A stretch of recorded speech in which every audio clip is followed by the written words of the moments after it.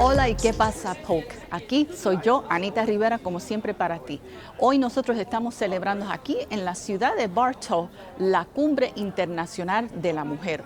Hoy vamos a tener forums, vamos a tener una feria de trabajo y también vamos a tener servicios para el público, incluyendo tenemos hasta el gobierno de Puerto Rico aquí en ayudar con sus certificados de nacimiento y de matrimonio. Así que pasen por aquí, disfrutan de las imágenes que van a ver, va a haber mucho trabajo, compañías grandísimas como Polk, LULAC, etcétera. Así que no se lo pierdan, es tremenda información. Si no pueden llegar, pues comuníquense conmigo aquí en ¿Qué pasa, Polk? Así que no se me vayan, que regresamos con más imágenes.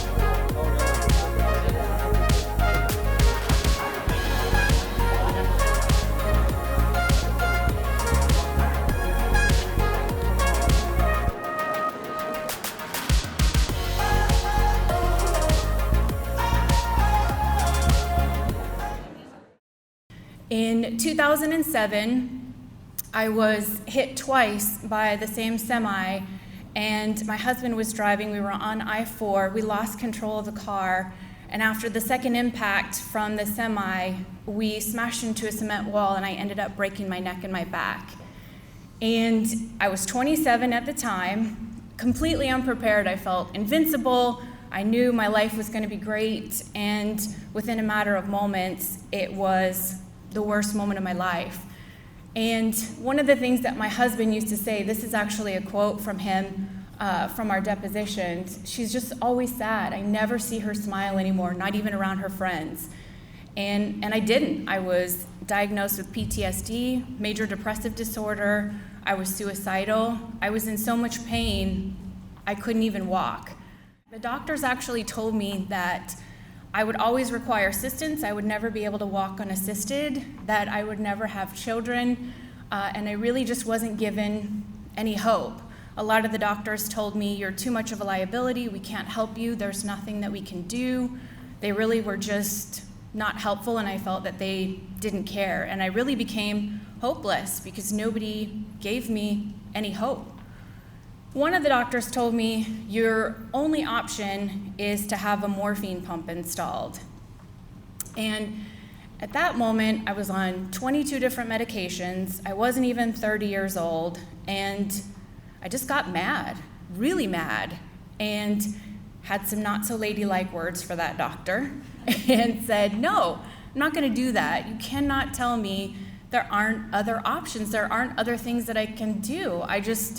I'm not gonna accept that. It's unacceptable. And a few other words, and I was politely escorted out of that doctor's office and was not welcome back. So I ended up connecting with an organization called Medtronic. They're a large pharmaceutical and medical organization, and ended up finding there's an option for some chronic pain patients called neurostimulators. So I actually have 2 machines on my spinal cord, one at the very top of my neck, and you can see the wire that goes all the way up my neck right onto my spinal cord there. And in the back, my best friend says, why do you have 2 typewriters and kid scissors in your back? Because that's what they look like. I have 2 batteries on either side.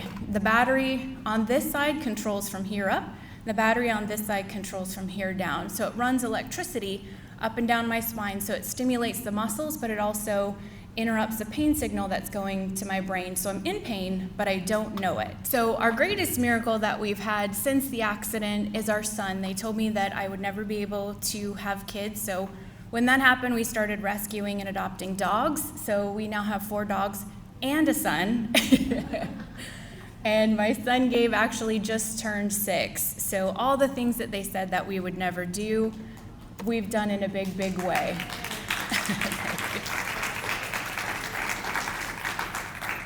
So one of the other unintended things that happened was I really discovered that the worst thing that ever happened to me was honestly the best thing that could have ever happened to me. So many opportunities have come from this accident, and I really started to learn that these tragedies are almost gifts. You know, you see people every day kind of posting on Facebook and Instagram, you say, oh, I wish I had their life, or I wish I had this, or I wish I had that. When you speak that out, a lot of times those opportunities, they come to you for that change that you're asking for, but they don't come in the form of a beautiful gift or a pretty package. They really, a lot of times, come with a black bow.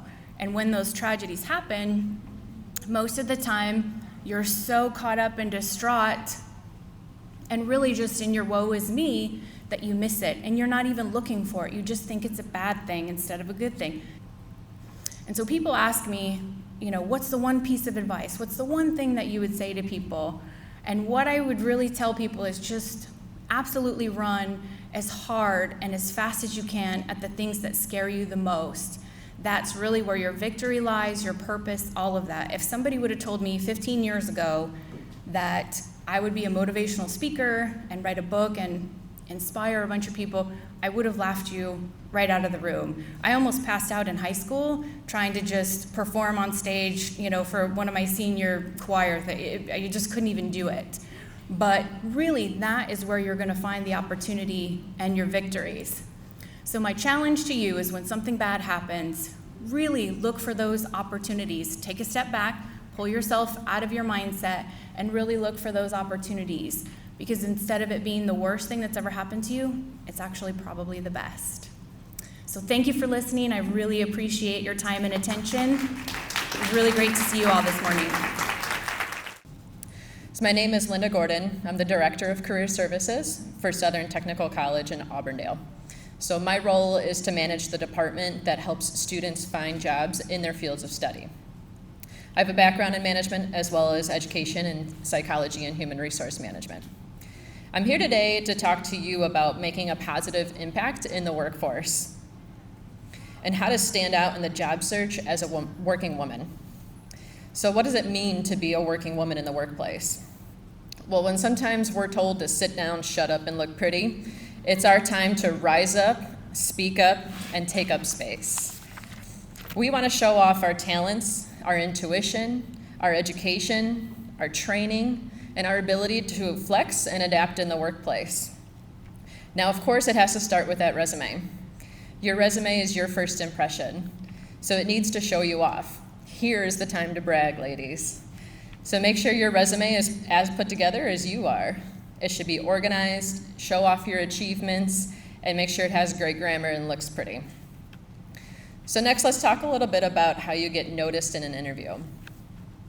This is where you need to make sure you dress well, you speak up, you sit up with confidence, you look them dead in the eyes, and you have that firm handshake.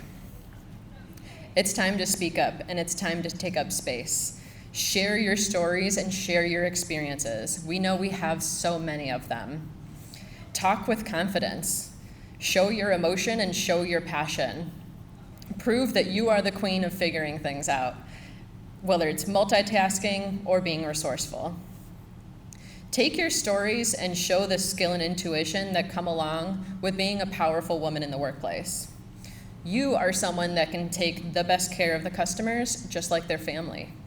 You're someone who understands the values of the company because they are truly ingrained in your work ethic. Someone that grows, cares for, and nourishes every aspect of the business because that's what comes natural to you. Leadership, problem solving, perseverance, those are innate qualities that make a woman stand out. So it's time to use that power and to use our voice. So don't be shy. Don't be timid or afraid to step where you don't know if you belong, because we do belong. It's time to own it, and we can get it done.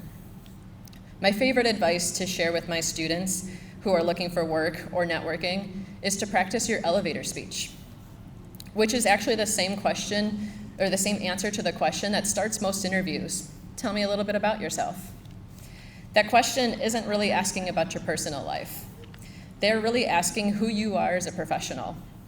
So it's important for us to be able to confidently speak to who we are as a working professional. How are you qualified for this industry? So your answers should include your confident introduction of yourself, your education that's relevant to the field, a quick summary of your relevant work experience and your transferable skills, your achievements, and a passion statement that shows you are ready and excited for this career. It's up to us to never quit learning, to always get up when we fall, and to do more and ask for more training. So take that class, apply for that job, talk to that boss about that promotion, find a mentor, and be someone that another woman can learn from. Ladies, we have so much power within us, and we will only get more and do more by standing up and standing together. Collaboration, networking, and empowering other women is how we continue to shatter the glass ceilings, learn from each other, and make a positive impact in the workplace. So look to your left and look to your right. Tell these women you believe in her. Tell yourself that you believe in you. Go out there, shake hands, and build connections. You are valuable to so many opportunities, and I'm thrilled to see how women will continue to impact the workforce. I hope you learned something new today and meet new people while you're here. So I appreciate your time and attention, and definitely encourage you to stand up right now, speak up, and ask any questions you'd like. Thank you so much. I have had a lifelong passion for working with survivors of abuse and exploitation. And so when she asked me to come and speak today, the topic that she gave me was empowering you to survive. And in my own experience, I can tell you, I believe what makes a difference between someone who continues to be a victim of abuse or exploitation versus someone who is able to become a survivor and move on past that is hope. And hope comes from a couple of different places. At the core of it, it is a belief as to whether or not we are able to go forward, whether there is a way to escape our current situation and find something better. And what made the difference for me, because I am a survivor, I have what we call complex trauma. In the professional field of psychology, that's what they call it when you've not only had one single incident of abuse or exploitation, but have had various experiences. I grew up in an abusive home. I was abused by a neighbor. And then as an adult, because I had never learned healthy relationships and I had never learned what to look for in love, I confused those things, love and family and relationships, were all kind of toxic concepts in my own head. So I grew into adult relationships that were abusive and toxic as well. So it left me in a place where I had to kind of find my own rock bottom. Lish kind of talked about this before, you know. For a lot of people who are caught up in different types of cycles, whether it's substance abuse or abusive relationships or other toxic cycles in life, we have to find that rock bottom and then figure out a way to crawl out of that. And what made the difference for me in my own experience was that element of hope and finding it. I had to find rock bottom first. And then I looked around me and I saw my children, who were always my inspiration, my boys. I knew that I had to find a way out, but I also knew that there was hope.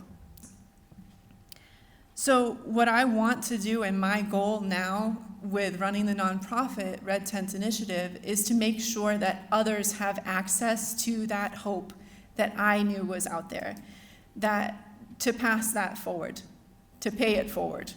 I believe that all of us who come from any standpoint of relative privilege especially have an obligation, a moral obligation to pay it forward and to open the door for others rather than to slam it shut behind us. Too many times people will say, well, well, I was able to do this and I was just fine, and so therefore anybody else can do it too. Well, yes, that's true in a way, but why not extend a hand to somebody coming behind you and make sure that that door stays open for them? Or better yet, why don't we open some more doors? So we hope that by telling our stories, we're out there giving the inspiration and that hope that people need to make that leap, as well as the resources that it takes, because, let's not fool ourselves. It's not just a matter of mindset when it comes to whether you have the economic resources that you need, the place to stay, the food to eat, the clothing to wear, the opportunity for a job interview that it's going to take to get you from where you are to where you want to be. And please share your stories, share information with us, share our posts on social media, and get the word out and help us do that to inspire more.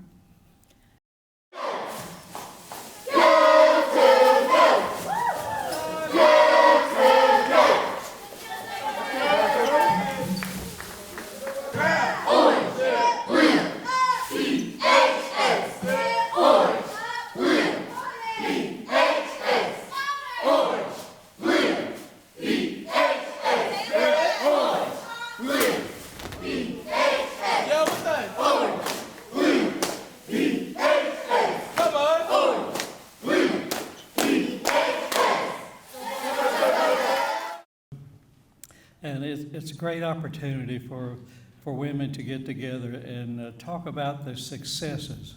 And I believe that that's where you need to go, not what was yesterday, but what is today and what is tomorrow. You will do it, and you can do it. And you have the brightest future out there waiting on you. So let's get with it, and welcome again to Bartow. The point is that wherever you are, whatever you do, if somebody tells you you can't do that, look for another way. Don't ever take that for gospel, that just because somebody tells you you can't do something, you probably can. You just have to figure out the way to do it. And that brings me to when I came down to Cypress Gardens. I was in the audience. I'd always wanted to be a water skier, and I was in the audience one day, and I thought, this is the time that I should apply for a job here. And I was with a friend, and her mom said, "Oh, you could never do that. Those are professional athletes." And so, I was pretty athletic, and I started hanging around and practicing, and I got friendly with the team. I volunteered to help out. Eventually, I was offered a job. I was actually able to work as a water skier for 25 years, traveling all over the world to Norway and Japan and Rio, and they paid me to travel the world and water ski and see parts of the world that I never would have gotten to see if I hadn't gotten that position. In 2001, I found out that they were going to build a big development in Lake Alfred. I was just a water skier at the time. I had no interest in government or being on the city commission or any of that. And but it was this beautiful 112 acres, it was 300 acres altogether, but they were going to put 1,200 houses on it. They were going to clear cut all this natural Florida. And I just felt like it wasn't the right thing to do on that piece of property. So I went to City Hall. I got a whole bunch of people to come. I sent out flyers, and we hired a lawyer, and we were trying to fight City Hall, literally. And it went on for a couple of months. We kept finding little loopholes in their plan, and they had to keep revising it, and probably 6 months had gone by, and they were ready to, there were 5 commissioners, and 3 of them were convinced that this was the right thing to do. So the final meeting, the final public hearing, was supposed to be on September 11th, 2001. And so what happened that day is they had to cancel the meeting, and they had to re-advertise the public hearing, which was about a 3-week process. Well, during that time, one of the commissioners who was in favor of the project had to leave the commission. He actually had used the company credit card to take his family on a cruise, and I guess he caught the cruise disease, because when he came back, he had to resign his position. So now it's 2-2, and they could not come to an agreement about whether to pass the development. The Election day rolled around, and my new friends said, well, you would make a great commissioner. And I was like, no way, I am not going to do that. They said, well, yeah, you should do that. So I ran for office, even though people said I couldn't. I was never going to get elected. And lo and behold, I won the election. And when I took my seat, the developer came to the podium, and he withdrew his proposal to rezone the property. Earlier in that process, I had asked him, what would it take if we purchased part of the property just to preserve it? And he snarled his lip, literally, and said, well, that would take over $1 million. So when they withdrew the proposal, I contacted the Trust for Public Land, and I wrote a grant to the Florida Communities Trust. And I was able to get $2.6 million to purchase 112 acres of that property.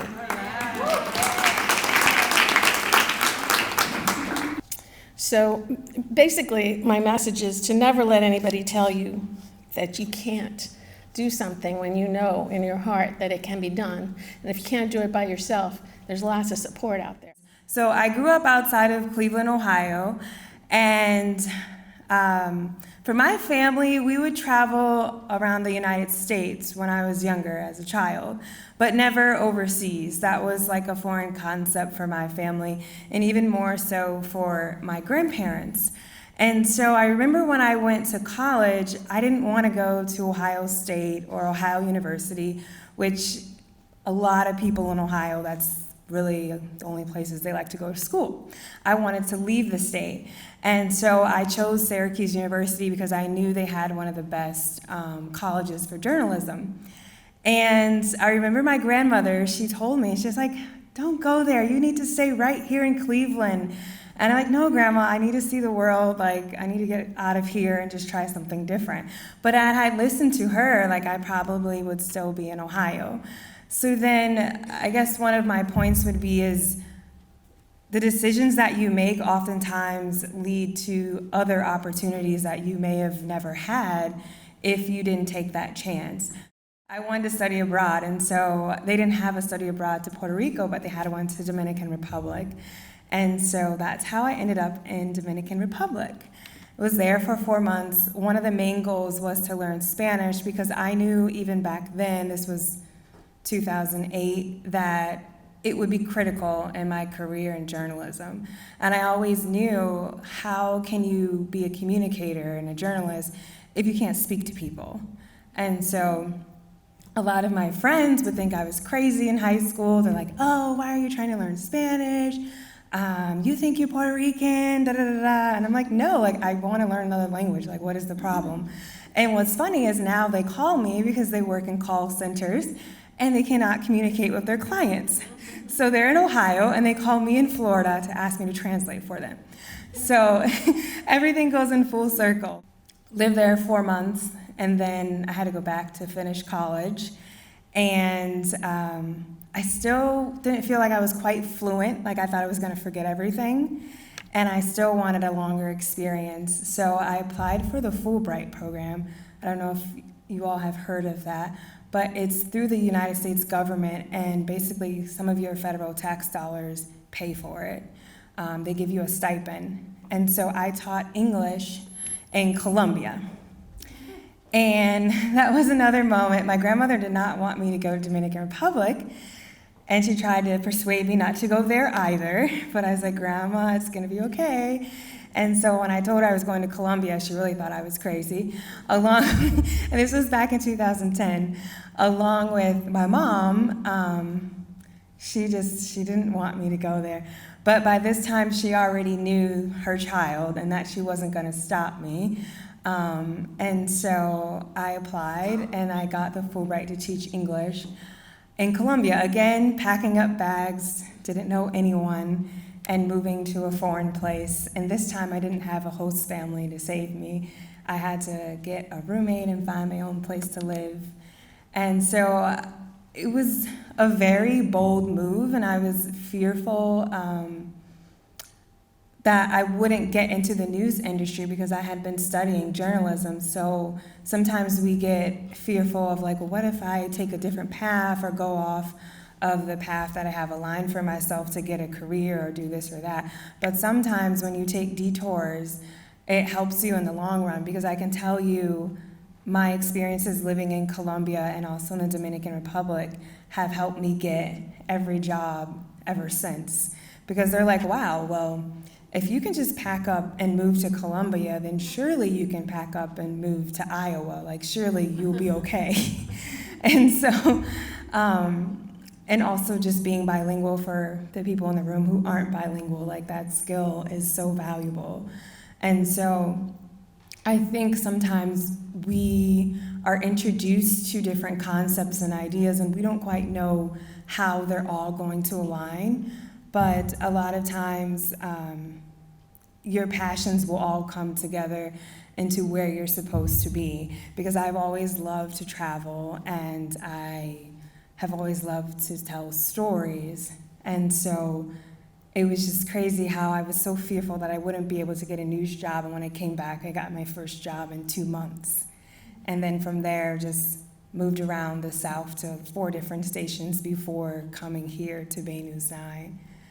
There was a time where I had all these memories and interesting stories from when I had lived abroad that no one knew about as I worked in news.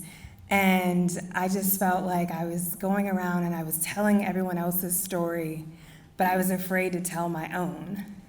And this was for years that it was just in the back of my head, especially when I would run into Dominicans and Colombians, and we would start talking about different places that we'd been, and I was like, oh my God, like, I have to tell these stories. You can't just keep all of this to yourself. And so, but I was fearful of writing a book because I didn't know how that would impact my job as a reporter. And then I was like, well, what if I offend someone, or if I say something that someone doesn't like, and I don't want to lose my job, and I have to pay rent, So I just didn't do anything with it for years and just pushed it aside. But finally, I got the courage to basically be bold and be fearless again, like I was when I was in my early 20s and just moving abroad, and to write the book. And I know a lot of you are probably here and you have stories that you want to tell, because everyone has a story.